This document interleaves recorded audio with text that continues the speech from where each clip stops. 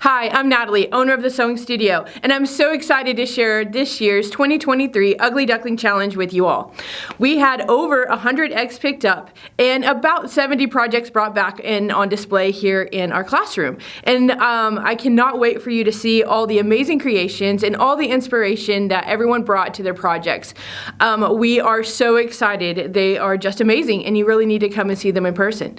We're going to take a quick tour around the classroom so you can kind of see some of the projects that were brought back, and after all of that, at the end of our link here, you can scroll through each of the projects individually, and then at the very bottom there is a form and you can submit your choice for the People's Choice.